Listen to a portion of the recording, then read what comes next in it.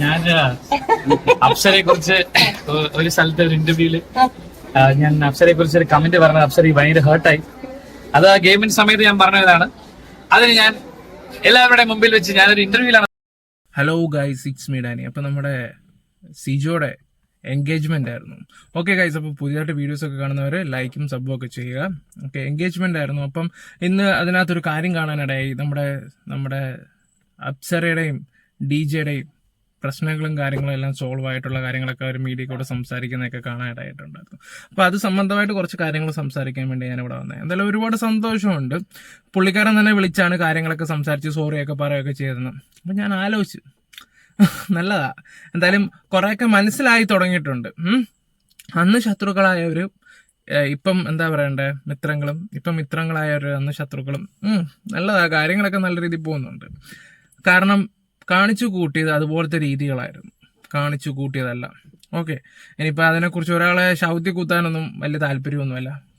പക്ഷെ പറയേണ്ട കാര്യങ്ങളൊക്കെ പറയണമല്ലോ. അപ്പോൾ കഴിഞ്ഞ വീഡിയോക്ക് ഞാൻ നല്ല രീതിയിൽ സംസാരിച്ചിട്ടുണ്ടായിരുന്നു. കാരണം എനിക്ക് അതുപോലെ ഉണ്ടായിരുന്നു, കുറച്ച് എൻ്റെ മനസ്സിൽ കുറച്ച് കാര്യങ്ങളൊക്കെ ഫീൽ ആയിട്ടുണ്ടായിരുന്നു. അതുകൊണ്ട് അങ്ങനെയൊക്കെ സംസാരിച്ചതാണ്. ഓക്കെ, എന്തായാലും നമുക്ക് വീഡിയോയിലോട്ടൊക്കെ പോവാം. ഞങ്ങളിങ്ങനെ ഓരോന്ന് കട്ട് കഴിക്കണതും ഞങ്ങൾ അങ്ങോട്ടും ഇങ്ങോട്ടും തല്ലും വഴക്കൊക്കെ.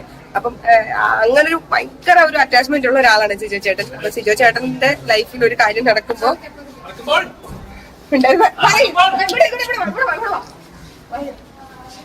ഞാൻ അപ്സരയെ കുറിച്ച് ഒരു സ്ഥലത്തെ ഒരു ഇന്റർവ്യൂല് ഞാൻ അപ്സരയെ കുറിച്ച് ഒരു കമന്റ് പറഞ്ഞത് അപ്സര ഭയങ്കര ഹേർട്ടായി. അത് ആ ഗെയിമിന്റെ സമയത്ത് ഞാൻ പറഞ്ഞതാണ്. അതിന് ഞാൻ എല്ലാവരുടെയും മുമ്പിൽ വെച്ച് ഞാനൊരു ഇന്റർവ്യൂലാണ് അത് പറഞ്ഞത്. Apsara, I am sorry. Sorry മക്കളെ, അതിന് നിങ്ങൾ കടലോട്ടാക്കട്ടെ. അല്ല, എന്താ അറിയോ, ഞാന് ബിഗ് ബോസിൽ പോകുന്നതിനും ഗെയിമിന്റെ സമയത്ത് വെച്ച് പാർട്ട് ഓഫ് ഗെയിം അങ്ങനെ കണ്ടാൽ മതി. പുറത്തിറങ്ങിക്കഴിഞ്ഞ് പറഞ്ഞത് എല്ലാവർക്കും അറിയാവുന്ന കാര്യമാണ്. അതുപോലെ എനിക്ക് തോന്നുന്നു കൂടുതലും പറഞ്ഞ ആൽബിനെയായിരുന്നു. പിന്നെ അദ്ദേഹം എന്താ പറയണ്ടേ, ഈ കാസ്റ്റിംഗ് കൗച്ച് സംബന്ധമായിട്ടുള്ള കുറച്ച് വിഷയങ്ങൾ ഉണ്ടായിരുന്നല്ലോ ബിഗ് ബോസിന്റെ. ആ സമയത്ത് അപ്പൊ ഈ എല്ലാ കണ്ടസ്റ്റൻസിനും ഒരു ക്വസ്റ്റ്യൻ മാർക്കായിട്ട് ആരാണ് അത് ചെയ്തു കൊടുത്തത്, അതിനകത്ത് കയറി എന്നുള്ള രീതി വരെ സംസാരം വന്നിട്ടുണ്ടായിരുന്നു. അത് ഈ 2 പെൺകുട്ടികൾ രംഗത്ത് വന്ന് സംസാരിച്ചായിരുന്നല്ലോ. പെൺകുട്ടിയുടെ പേര് ഞാൻ ഇവിടെ അടുത്ത് പറയുന്നില്ല. ആ 2 അവൾമാരും 2 അട്ടർ ഫേക്കാണ്, 100% ഉറപ്പ്. ആ 2 പേരും വന്ന് പറഞ്ഞത് അത് ചില ആൾക്കാർ അവരെ കൊണ്ടുവന്നതെന്നാണ് ഞാൻ അറിഞ്ഞത്. അതിലെ മെയിനായിട്ടുള്ള മഹാൻ അതിനകത്ത് തന്നെ പുറത്തു പോയ ഒരുത്തം തന്നെ എല്ലാവർക്കും അറിയാവുന്ന കാര്യങ്ങളാണ്. അത് നമ്മൾ ഈ ഇടയ്ക്കും കൂടെ അതിനെക്കുറിച്ചൊന്ന് തിരക്കിയപ്പോൾ അതിന്റെ കറക്റ്റ് വിവരങ്ങൾ അറിഞ്ഞായിരുന്നു. പുള്ളിക്കാരി ഇപ്പൊ ഷാർജയിലാണ്, നാട്ടിലേ ഇല്ലായിരുന്നു സത്യത്തില്. എന്നിട്ടാണ് ഈ കടന്ന് കേസ് കൊടുത്തും അതിന്റെ കുറിച്ചൊക്കെ വലിയ കഥകളൊക്കെ അടിച്ചത്. ഓക്കെ, അതിനെക്കുറിച്ച് ഞാൻ പറയുന്നില്ല. വന്ന് കുറച്ച് കാര്യങ്ങൾ പറഞ്ഞപ്പോഴാണ് ബിഗ് ബോസിലെ കുറച്ച് ഇപ്പോഴത്തെ കണ്ടസ്റ്റൻസിന് ഒരു ക്വസ്റ്റ്യൻ മാർക്ക്, ആരായിരിക്കും അങ്ങനെ ചെയ്ത് കൊടുത്തേ എന്നുള്ളൊരു ചോദ്യം വരുന്നത്. അപ്പം സ്വാഭാവികമായിട്ട് ഒരു ഇന്റർവ്യൂ പോയിരിക്കുമ്പോൾ എന്താ പറയണ്ടേ, പോരാത്തന്നെ അഖിൽമാരും ഇടയ്ക്ക് ഇതിനെക്കുറിച്ച് സംസാരിക്കുകയും ആൽബി ചേട്ടൻ ശരിക്കും റിയാക്ട് ചെയ്ത് പുള്ളി വായി തോന്നിയൊക്കെ രീതി സംസാരിക്കുകയുണ്ടായി. അവസാനം ആരാരെ വിളിച്ച് അങ്ങോട്ടും ഇങ്ങോട്ടും. പിന്നെ അറിയാലോ, ആ സമയത്ത് എല്ലാവരും കൂടെ നെഗറ്റീവ് അടിപ്പിക്കുവാണെങ്കിൽ എന്താ പറയണ്ട, എടുത്തിട്ട് മലത്തി അടിക്കുവാണെങ്കിൽ ആൽബിനെ അടിക്കത്തുള്ളൂ. കാരണം ഫേമിൽ നിൽക്കുന്ന 2 വ്യക്തികളാണ് ഈ പറയുന്ന മാരാരും ഈ പറയുന്ന DJ കുട്ടനും ഒക്കെ. ആ സമയത്ത് പിന്നീട് ആൾക്കാർക്ക് കാര്യങ്ങൾ മനസ്സിലാക്കി തുടങ്ങിയായിരുന്നു. അത് പിന്നെ അപ്സരയ്ക്കും അതൊരു വലിയ പ്രശ്നമായിപ്പോയി. ഷോയിൽ തന്നെ കുറച്ച് നെഗറ്റീവും കാര്യങ്ങളും ഒക്കെ ആയിട്ടുണ്ടായിരുന്നു. പിന്നെ എന്താ പറയണ്ടേ, ഓവർ കോൺഫിഡൻസും ഉണ്ടായിരുന്നു. എനിക്കെല്ലാം അറിയാം എന്നുള്ളൊരു ഭാവം ഉണ്ടായിരുന്നു അപ്സരയ്ക്ക്. ആ ഷോയിൽ നമ്മളത് എപ്പോഴും ഞാനത് റിവ്യൂ ചെയ്യുമ്പോൾ അതിനെക്കുറിച്ച് പറയുകയും ചെയ്തതാണ്. പക്ഷേ പുള്ളിക്കത് പിന്നെയായി ഔട്ടാവുകയും ചെയ്തു. അത് പുറത്ത് പിന്നെ എന്താ പറയുള്ള ഇന്റർവ്യൂസിലൊക്കെ ചെന്ന് അതിനെ ഇതാക്കിയതാ. എന്തായാലും ഇപ്പം ഏകദേശം പ്രശ്നങ്ങളും കാര്യങ്ങളും ഒക്കെ സോൾവ് ആയിട്ടുണ്ട്. കണ്ടപ്പോൾ ഒരുപാട് സന്തോഷവും കാര്യങ്ങളും ഒക്കെ ഉണ്ട്. നമ്മൾ ഉള്ളതല്ലേ പറയണമല്ലോ. ബാക്കിയും കൂടെ വെക്കാം. ബോസിൽ പോകുന്നതിനും മുന്നേ ഒരുപാട് വർഷമായിട്ട് എനിക്ക് പരിചയമുള്ള ഒരാളാണ് സിബിൻ ചേട്ടൻ.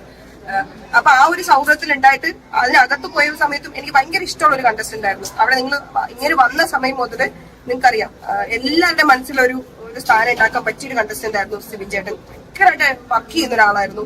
അപ്പൊ അങ്ങനെ ഒരാൾ പെട്ടെന്ന് പോയപ്പോ ഞങ്ങൾക്ക് എല്ലാവർക്കും ഭയങ്കര സങ്കടമായിരുന്നു. അത് കഴിഞ്ഞ് പുറത്തിറങ്ങിയ ശേഷം ഞാൻ ആദ്യമായിട്ട് കാണുന്നത്, എനിക്ക് ഇങ്ങനെ അടുത്ത് ഭയങ്കര നമുക്ക് നന്നായിട്ട് പെർഫോം ചെയ്യുന്ന നല്ലൊരു അങ്ങനത്തെ ആൾക്കാരുടെ അടുത്തൊരു റെസ്പെക്ട് തോന്നും. ഒരു ആർട്ടിസ്റ്റ് ആയതുകൊണ്ടായിരിക്കും ഭയങ്കര റെസ്പെക്ട് ആയിരുന്നു എനിക്ക്. പക്ഷെ പുറത്തിറങ്ങിയിട്ട് ഞാൻ ആദ്യം കാണുന്ന ന്യൂസ് ഒന്നാമത് നിങ്ങൾക്ക് എല്ലാവർക്കും അറിയാം, ഞാൻ പുറത്തിറങ്ങിയത് എന്നെ വണ്ടടിച്ചിട്ടാണ് ഞാൻ ഇറങ്ങിയത്.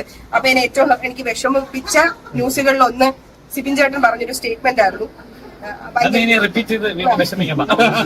അല്ല അത് ഞാൻ പറയാൻ അത് ഞാൻ പറഞ്ഞില്ല, ഗെയിം നടക്കുന്ന സമയത്ത് അതിന്റേതായ ഒരു അസസ്മെന്റിലേക്ക് പറഞ്ഞത് നീ ക്ഷമിക്കും.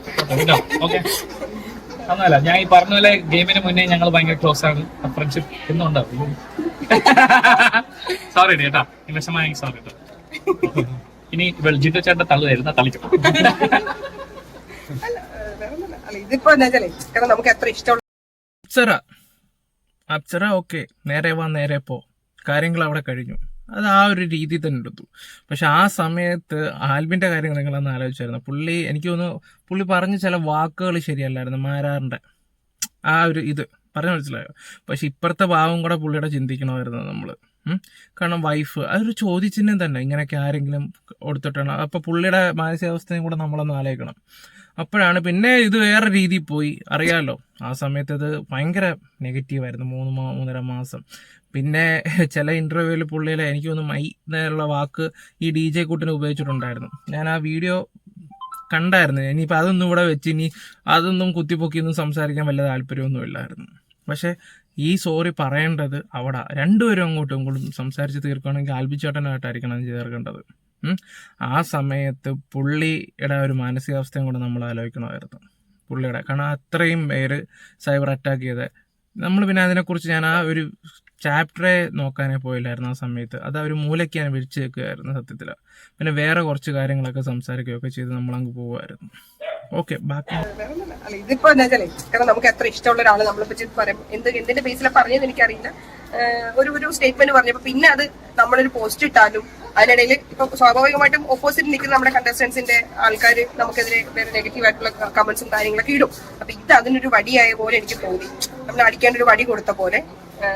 അപ്പൊ എന്തോ ദേഷ്യത്തിന്റെ പുറത്ത് പറഞ്ഞതാ, പക്ഷെ നമ്മളുടെ ഇപ്പം വഴക്കൊന്നുമില്ല. പക്ഷെ അന്ന് വിഷമം തോന്നി. അത് പുള്ളി പുറത്തിറങ്ങിയതിന് ശേഷം വിളിച്ച് പേഴ്സണലി വിളിച്ച് സോറിയൊക്കെ പറഞ്ഞു. ഇപ്പോഴും അത് ക്ലിയർ ചെയ്തു, ഒരുപാട് സന്തോഷം. പിന്നെ സിജോ ചേട്ടൻ ഇങ്ങനെ നമുക്ക് എന്തൊരു വിശേഷങ്ങൾ വരുമ്പോൾ എല്ലാവരും കാണാൻ പറ്റുന്നത്, അത് ശരിക്കും നമ്മൾ ഈ പണ്ട് സ്കൂളിലും കോളേജിലൊക്കെ പഠിക്കുന്ന സമയത്ത് വീണ്ടും ഒരു ഗെറ്റ് ടുഗദറൊക്കെ വെക്കുമ്പോൾ എല്ലാവരും മീറ്റ് ചെയ്യില്ല, ആ ഒരു ഫീലാ. അങ്ങനെ എല്ലാവരും കാണാൻ വെച്ച് എല്ലാവരും മീറ്റ് ചെയ്തു, ഭയങ്കര രസമായിരുന്നു. ഋഷീന്റെ കല്യാണത്തിന് ഓൾമോസ്റ്റ് എല്ലാവരും കണ്ടു. പക്ഷെ ജിൻഡോ ചേട്ടനൊന്നും വന്നിട്ടില്ല എന്ന് തോന്നുന്നു.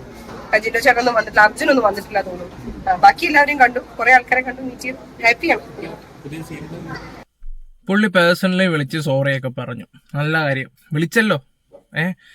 ഇത് എന്താ പറയണ്ടേ, നമുക്കറിയാം ഇത് അവസാനം ഇത് അവിടെ എല്ലാം കറങ്ങി തിരിഞ്ഞ് ഈ പുള്ളി തന്നെ ചെല്ലും, അത് 100% എനിക്ക് നല്ല രീതിയിൽ ഉറപ്പുണ്ട്. ഇപ്പം അത് ഏറ്റവും വലിയ ഉദാഹരണം എന്ന് പറഞ്ഞാൽ ജാസ്മിൻ ജാഫറിന്റെ കാര്യം തന്നെയാണ്. റസ്മിനെ വിളിച്ചിട്ടുണ്ടായിരുന്നു. റസ്മിനെ വിളിച്ച് എനിക്കൊന്ന് ട്രിവാൻഡ്രത്ത് ഒരു പരിപാടി ഉണ്ടായിരുന്നു, DJ പരിപാടി. ആ സമയത്ത് റസ്മിനെ വിളിച്ചപ്പോൾ ഇന്നപോലെ കൊടുക്കാവോ എന്ന് ചോദിച്ചു. അതിൻ്റെ ഇടയ്ക്ക് അങ്ങോട്ട് ചെറിയൊരു സംസാരമായി. പുള്ളിക്കാരി ജാസു പച്ചക്ക് ആട്ടി വിട്ടെന്നാണ് ഞാൻ അറിഞ്ഞത്. പിന്നെയും ഈ ഇടയ്ക്ക് ഋഷിയുടെ കല്യാണത്തിനാണെങ്കിൽ പോലും സംസാരിക്കാൻ പല പത്രപ്പാട് നടത്തിയതും നമ്മളിങ്ങനെ അറിഞ്ഞായിരുന്നു. പക്ഷെ അവള് മൈൻഡ് ചെയ്യത്തില്ല. കാരണം വെച്ചാൽ അതിൻ്റെ അച്ഛനെയും അമ്മയും കൂടപ്പുറപ്പിനെയും വരെ ഇട്ടുകൊടുത്തതാണ്. അറിയാലോ, ലൈവിൽ വന്നിട്ട് വരെ നാറ്റിച്ചതാണ്. നാറ്റിച്ചെന്ന് വെച്ചാൽ അപ്പം എന്തായാലും അവക്ക് നട്ടലുണ്ട്, സത്യം പറയാലോ. അവള് ഒന്നുപോലും നോക്കൂന്ന് എനിക്ക് തോന്നുന്നില്ല.